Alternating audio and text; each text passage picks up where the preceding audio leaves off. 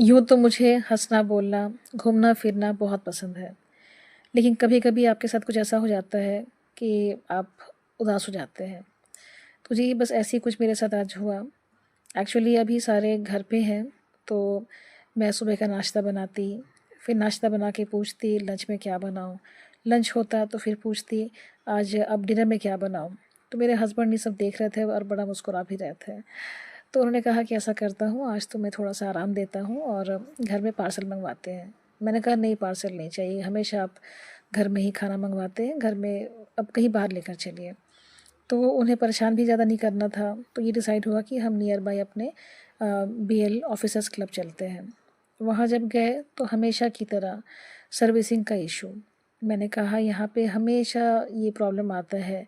Then हमने order किया था लाइम सोडा स्वीट एंड सावर का, उसमें शुगर ही नहीं था। बस मैं उखड़ गई, मैंने कहा ये आज से नहीं कई सालों से मैं देखती आ रही हूँ, आप लोग कंप्लेन क्यों नहीं करते हैं?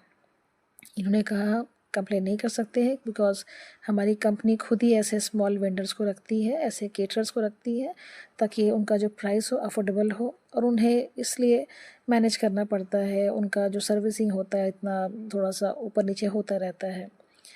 फिर मैंने जब देखा केटरर्स की कंडीशंस, जो वेटर्स भी थे, तो फिर आइडिया लग गया और उनको देखकर फिर मन बड़ा बहुत ज़्यादा उदास हो गया। उसमें से हिंदी बोलने वाले भी कुछ लोग थे।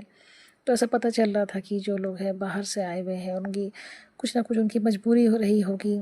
ऐसा कितना होता है कि जो लोग पढ़ना चाहते हैं, लेकिन घर की परेशानी की वजह से पढ़ नहीं पाते हैं, आगे बढ़ नहीं पाते हैं। तो एक एज होने के बाद फिर उस इंसान को काम करना ही पड़ता है, चाहे छोटा हो, बड़ा हो, कुछ भी हो। तो बस मैं ये देख रही थी और पता नहीं क्यों जो एक थोड़ा-सा एक टॉन्ट्रम का भी शायद इरादा होगा, कुछ भी था कि फैमिली के साथ बाहर आई हूँ, पूरा का पूरा धरा का धरा रह गया।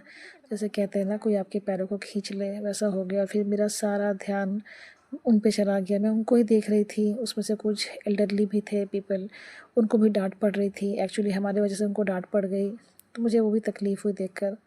और फिर ये हमारा जो आज का डिनर था वो एक बहुत बड़े सीरियस नोट पे ख़त्म हुआ। हम आपस में बात कर रहे थे इसी बारे में कि जो बच्चे ऐसे होते हैं जो कुछ पढ़ना चाहते हैं, कुछ आगे बढ़ना चाहते हैं, तो उनके साथ ऐसी सर्कमस्टेंसेस होते हैं कि वो कुछ कर नहीं पाते हैं।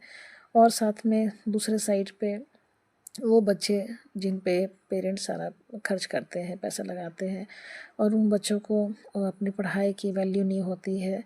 उनको ये समझ नहीं आता है कि ये जो मेहनत है, कुछ दिन का मेहनत है, कुछ सालों का मेहनत है, उसके बाद उनका करियर अच्छा हो जाएगा, उनकी ज़िंदगी अच्छी हो जाएगी और साथ में उनकी ही नहीं बल्कि उनके माँ-बाप, उनकी